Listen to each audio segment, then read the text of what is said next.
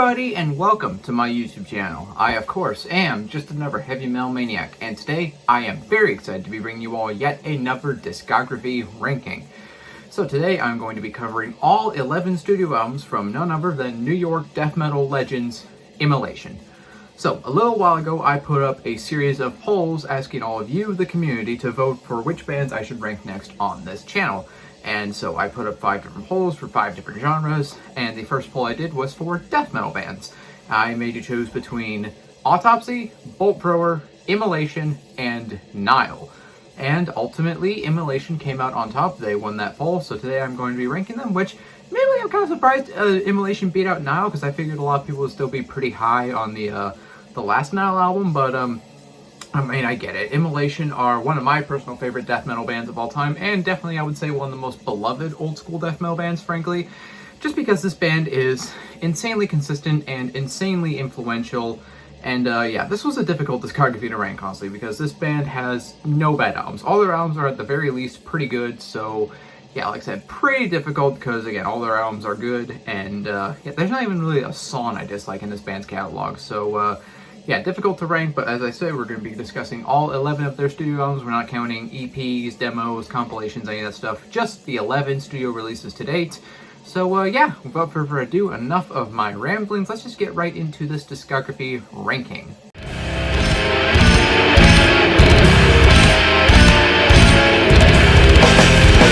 So of course we are starting at the bottom of the pile, and my number 11 choice is Shadows in the Light, released in 2007. So, Immolation do not have a bad album. Like I said, all of their albums are at the very least pretty good. This album is pretty good, but to me, only pretty good. This album to me is just kinda, I'd say Immolation doing Immolation, but not necessarily at their best. Like, this album does sound just a bit uninspired, maybe in some spots, like they were just kind of, you know, in the studio and just like, hey, let's just, you know, put out an album, but, you know, we're not gonna try, like, super hard. That's not to say this album is bad or anything, because there's still some pretty killer songs on this album. Like, I enjoy the songs. Some standout ones for me were Passion Kill, The Weight of Devotion, I think is a pretty good song. Den of Thieves, which was originally like a bonus track, but I guess it was included in later releases or whatever. That song is probably my favorite track off the album. But yeah, for the most part, this album just kind of lacks any real, like, standout moments, honestly. Like, it's just kind of a there album. Like, again, for what it is, I think it is good, but for me, the reason it lands at my number 11 is just, again, it's just kind of a mostly kind of unmemorable listen. Still good, but not one I'm going to return to super often, so yeah, for me, Shadows in the Light, I've seen this album kind of usually just towards the bottom of most people's Immolation rankings that I've seen, and yeah, I feel like the fan base is kind of in general agreement. This is just kind of a largely kind of forgettable, unremarkable album. Still, again, pretty good for what it is, but they just have so many stronger albums than this. So for me, Shadows in the Light, it's my number 11. It's still better than even some death metal bands at their best, but I think this is the lowest point in this band's discography, which is saying something, because this band, for being the lowest point in a band's discography, this is still a pretty good album. Moving on to my number 10 choice, it is Harnessing Ruin, released in 2005. This and Shadows in the Light, to me, are basically interchangeable. I feel very similarly about both of these albums. I will say I might give Harnessing Ruin the slight edge over Shadows in the Light, because I feel like the standout tracks stand out a little bit more than they do on Shadows in the Light. Like, there are some really strong songs on this album. Like, the opening track, Swarm of Terror, I think is a really good song. Our Savior Sleeps is probably my favorite track off this album. I really enjoy that song. I think the title track is pretty good. The production of this album isn't the best. It's not like the worst production job I've ever heard, or even the worst sounding album in this band's discography. But yeah, it's just kind of muddy and like not super, it lacks clarity in the production. But again, this album is basically the same as Shadows in the Light, where it just kind of feels like they were in the studio and they were not, admittedly not like super inspired. Like, they were just kind of like, all right, let's just, you know, get in there and just, you know, put out an album basically. And again, for what this album is, for what it tries to do, I feel like it is good, but again, it's a bit uninspired, it's largely kind of unmemorable, it's a bit forgettable. Yeah, so for me, Harnessing Ruin, it's my number 10. Again, like, this and Shadows in the Light are pretty much interchangeable. I feel very similarly about both of them. So yeah, for me, Harnessing Ruin, it's not, again, it's my number 10. They just have so many other albums that are better than this, but still, for what this album is, I think it is still a pretty decent release. Alright, and now we are entering the single digit zone, and coming in at number 9, it is their latest studio release, Acts of God, released in 2022. This album, for me, I kind of struggled with this album a little bit, honestly. For me, the reason this album lands at number 9 for me is for one pretty big reason, and that is this album is simply bloated. There are just too many songs on this album. There really is no reason this album has to be 15 tracks long. Again, this is a problem I have with a lot of kind of more modern metal releases, especially by older bands where they put out new albums, but there's just too many songs on them, and you could have cut out some of them. A lot of these songs just kind of feel a bit fillery, honestly, and they could have been cut out, in all honesty. Again, there's no reason this album needs to be 15 tracks long, and especially since 2 of the tracks are just kind of pointless interludes that don't really add anything and just are kind of, they're just kind of there and they're just pointless. But the good songs on this album are still really, really good. Like The Age of No Light, I think, is a really awesome song. Noose of Thorns is awesome. Incineration Procession, I really enjoy that song. But again, to me, this album is just too long. It is the longest album in their discography to date, if I recall correctly. About 52 minutes, almost an hour long. But yeah, again, it's just simply too bloated. Again, the standout tracks are pretty standout, but there's not enough standout moments on this album to justify the length, and B, justify me ranking it any higher than where it is. Hopefully, whenever these guys get around to putting out their next album, it is less bloated and more and better than this one. But I do still really like this album, but it's just number 9 for me. Again, it's simply bloated. That's the big kicker for me. But yeah, Acts of God, it did crack the top 10 at least, but it is number 9 because I think they have albums that are better. So yeah, Acts of God, still it's number 9. Coming in at number 8, it is Failures for God, released in 1999.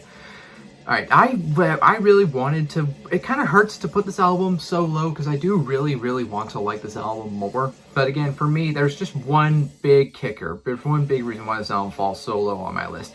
And that is the production. This is, frankly, one of the worst produced metal albums I've ever heard. Like, this is like up there with like Suffocation, Bringing the Spawn in terms of just how bad the production is. The guitar tone, the guitars on this album are just muddy and they just sound bad. The drums sound terrible. The vocals are way too high in the mix and they overpower the instrumentation at points.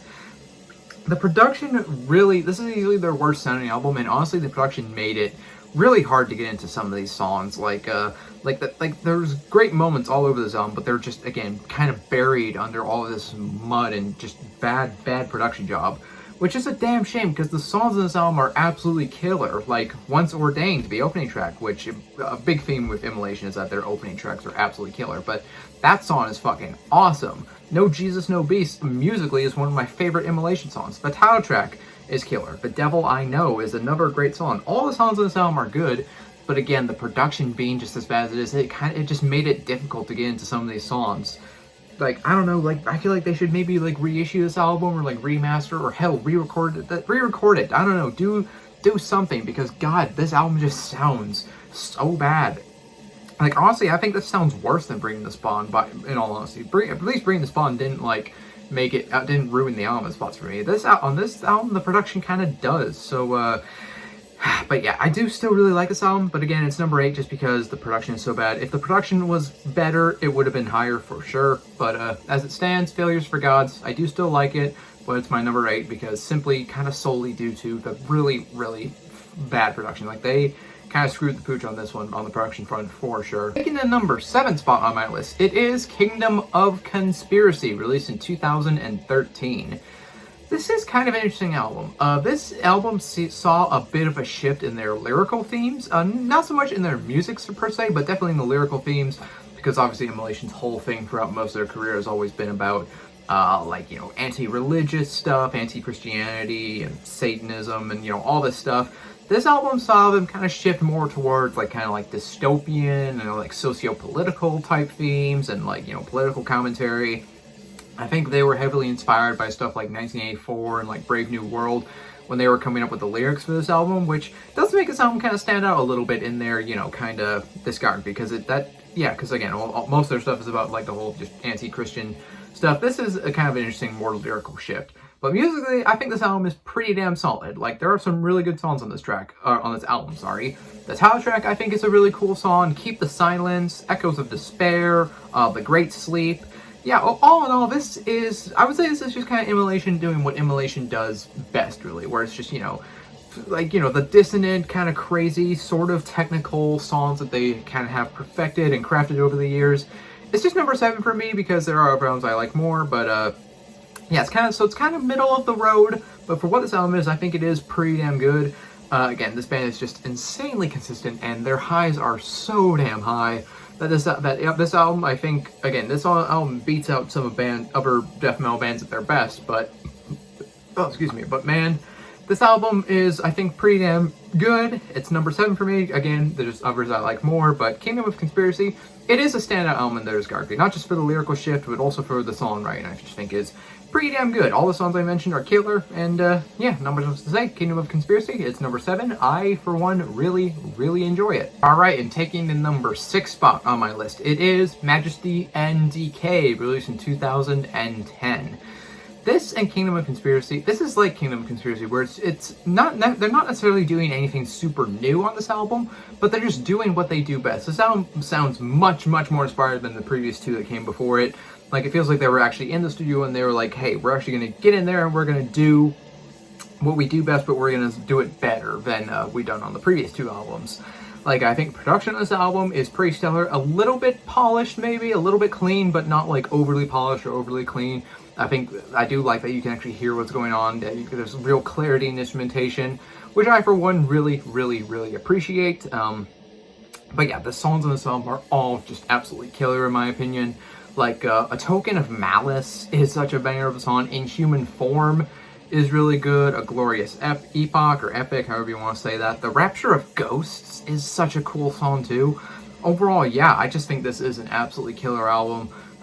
Again, pretty much every track stands out for being just super well written, and yeah, Ross Dolan, I just think I haven't really talked about the vocals in this band very much, but Ross Dolan is one of my favorite death metal vocalists, and he sounds great on this album. He still sounds great to this day. Like, I don't know, yeah, he's just an amazing vocalist. Yeah, like I said, this album is just kind of Immolation doing what they do best. You know, just in the studio, just, you know, flinging out riffs and just being like, hey guys, here's an Immolation, but we're just going to do what we do, and we're going to be absolutely killer at what we do. And, yeah, so yeah, number 6 for me, Majesty NDK. It's kind of more middle of the road, but I do really, really enjoy this album. It's just number 6 for me, because again, there's others I like more, but still, Majesty NDK, pretty damn killer album. And now we are entering the top 5, and my number 5 choice is Atonement, released in 2017. This is my favorite album of their kind of more modern era, I guess you could say, even though this album is, what, 6 years old at this point? Or no, that's 8 years old at this point, Jesus, wow. But yeah, dude, this album is absolutely killer. Like, holy shit, this album just whoops ass. Again, the production in this album, I think, is pretty much damn near perfect. Again, a little bit more on the modern side, but it's not like overly clean or overly polished. It still sounds, you know, dirty and nasty and just kind of evil. And all the songs on this album, I think, are just fucking killer. But definitely the standout ones for me would be When the Jackals Come. I love that song personally. Fostering the Divide is a killer track. My favorite one on here is probably Thrown to the Fire, though. Like, that sinister intro into building up into these just killer riffs. Like, oh my god, that song is so damn good. The title track is absolutely awesome. Yeah, personally, I love this album. Like, again, this is my favorite of their kind of more modern era, and yeah, I just think this is an absolutely killer album. I love the album cover too. It's just this giant apocalyptic vibes all over this album. It really is just a stellar example of this kind of style of dissonant death metal done perfectly, which of course Immolation were pretty much the pioneers of this whole style.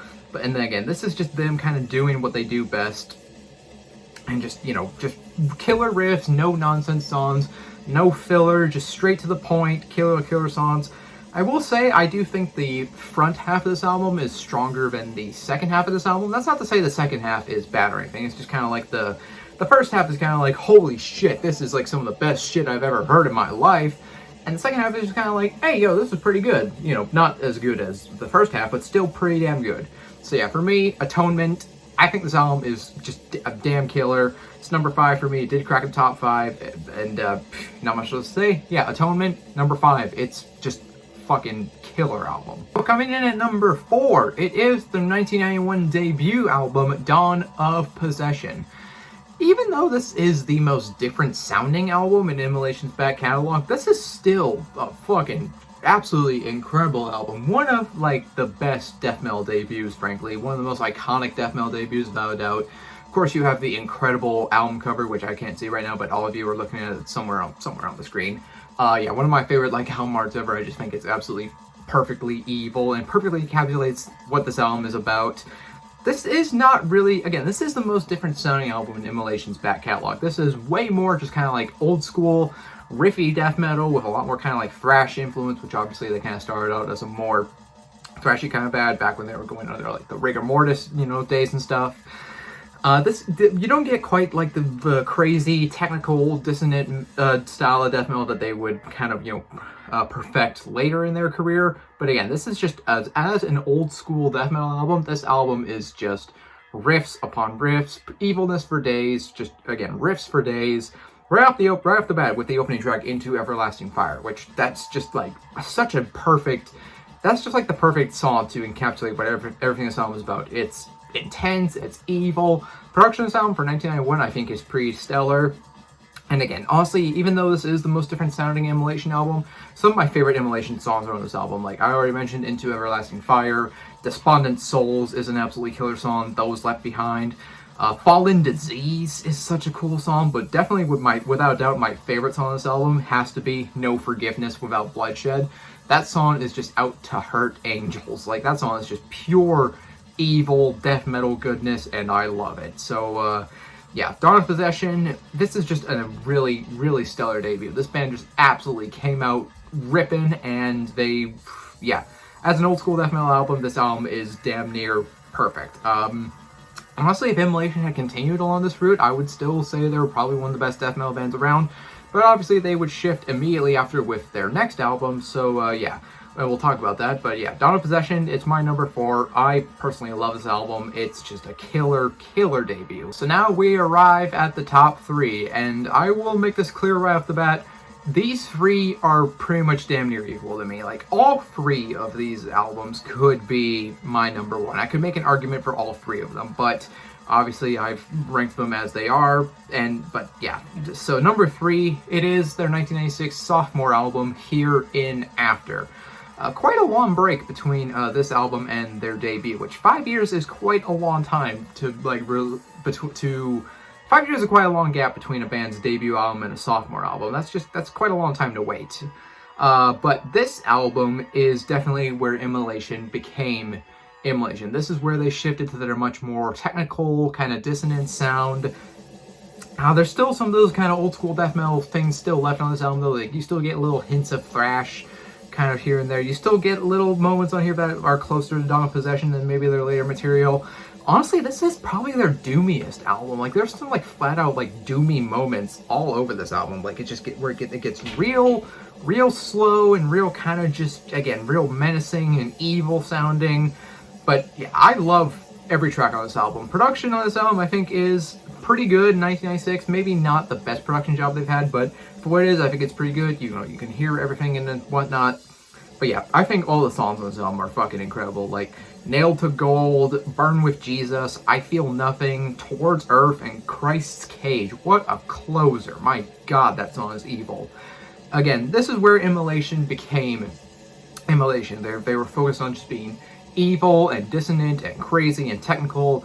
And this album, like, there's still bands that are still aping the sound of just this band in general, but honestly, this album, even to this day, like, without this album, like, we wouldn't have stuff like, you know, later Gorguts or Ulcerate, or even, like, stuff like Deathspell Omega, frankly, because these guys really just pioneered this whole subset of death metal, and this is where it all started. So yeah, Hereinafter, I personally love this album. It's my number 3. Again, I could make an argument for it being my number 1, but it's number 3 just because again, they're all basically equal for me, but Hereinafter, it's my number 3. It did crack top 3. I love it. And taking the number 2 spot on my list, it is Close to a World Below, released in 2000. My god, this album is fucking incredible. This is, without a doubt, one of the best death metal albums of the early 2000s. Just one of the best death metal albums in general. Like, this album is kind of a perfect encapsulation of everything Immolation is about. I feel like you kind of get perfect little pieces of each phase of their career, really, on this album. Like, you get the songs that are kind of crazy and technical and dissonant and atonal and just creepy and evil sounding, but you also get a little more just kind of old school death metal moments that kind of pop up here and there. You even get like a few kind of doomy sections on this album as well, which kind of callbacks to like Here and After in a way. Like, you get namely on the title track, Close to a World Below, like that song is almost kind of like Death Doom in some spots, where it just has these moments where it's just real slow, very, very menacing, and just, again, evil sounding. So yeah, the title track is absolutely killer, but again, I love every single track on here. Some other standouts for me would be Higher Coward is an amazing song. Father, You're Not a Father, one of my favorite, possibly my favorite Immolation song in general. I just love the riff in that song. I just love, again, the evilness of that song. Fall from a High Place is a killer song. Put My Hand in the Fire is incredible. Like, really, again, this whole entire album is just incredible. This really is a flawless 10 out of 10 album, in my opinion. Honestly, this might be the perfect album to get into Immolation with, because everything that Immolation does well is on this album. And again, it could be my number one. I can make an argument for this one being my number one, but it's number two, because I just, for now, I'm giving the slight, ever so slight edge to my number one. But this is a perfect masterpiece of an album. I highly recommend it if you have not heard it. I recommend all these albums, but this one in particular, because again, I think this is kind of the perfect Immolation album. Production is perfect. This is, again, it's a perfect album. Close to a World Below, my number two. I adore this album, frankly. And finally, my number one is Unholy Cult, released in 2002. This album and Close to a World Below, to me, are kind of two of a perfect pair, because they both just work so well in tandem with one another. They're like two peas in a pod. They are really just a perfect pair. But Unholy Cult is, God, this album is just absolutely amazing. Production on this album is a little bit muddier and not as clear as Close to a World Below, but I think the songwriting on this album is just absolutely beyond incredible. Like, every single track on here is amazing. Again, it's that perfect blend of evilness and technicality and dissonance and atonal, riffs and stuff, and like these crazy solos and Ross Dolan's monstrous, just demonic growls. Standout tracks for me would definitely be Of Martyrs and Men. I love that song. The title track is honestly probably maybe my favorite title track that this band has ever done, because I think that is just an absolutely exceptional Immolation song. Wolf Among the Flock is a killer song. Reluctant Messiah is amazing. Rival the Eminent, oh my god. Yeah, this whole album is just absolutely killer. This would frankly be one of my all-time favorite death metal albums. Again, to me, this and Close to a World Below are kind of a perfect pair with one another, and as with the previous two, I can make an argument for any of them being my number one. But for now, I'm going to go with Unholy Cult for being my number one, because I feel like this is just kind of where Immolation's songwriting was at their best. And I feel like this is just kind of, again, a perfect encapsulation of everything Immolation does well. Again, it's just an amazing, I really have no complaints on this album. Again, production maybe could have been a bit better, but it doesn't sound bad. It just sounds not as good as some of their other albums, which, whatever. But, yeah. Unholy Cult, one of my favorite death metal albums ever. It's my number one. I absolutely love this album, and yeah, I could go over here and jam this album all the damn time, because this album is just absolutely beautiful, in my opinion. So, yeah, that concludes my Immolation discography ranking. Again, this was incredibly difficult, because this band is just an absolutely killer band. Every single album, at the very least, is pretty good. No bad albums, not even like a single song that I dislike. So, yeah, this was difficult, but nonetheless very fun to do. And yeah, thank you to everyone who participated in the poll, and to all of you who voted Immolation. Yeah, that fucking killer band, one of my all-time favorite death metal bands. I really love this band, and this was a really fun discography to go through. Can't wait to go back and jam some more Immolation and listen to more bands that sound like Immolation, because there are so many damn bands that sound like Immolation. It is kind of crazy. So yeah, if you made it to the end of this video, you are awesome, and I appreciate you. Real quick, I'm going to say this. I have channel memberships now, and they are only 99 cents a month, so if you're interested in supporting me and supporting the work I do here on the channel, please do consider becoming a channel member. You don't have to, but if you did, I would greatly appreciate it. Currently, my perks are going to be members-only live streams and exclusive emojis. There might be more perks coming along the way. So yeah, thank you to all who become channel members, and yeah, tons of more content coming your way. Got more live streams that are going to be coming up eventually, more discography rankings, more album reviews, more of just everything, more kind of discussion type videos, more top 10 lists and all that. So yeah, stay tuned for all of that. And yeah, not much else to say. I am just another heavy metal maniac. I'll see you all sometime in the future. In the meantime, all of you take care and have a great day. So long.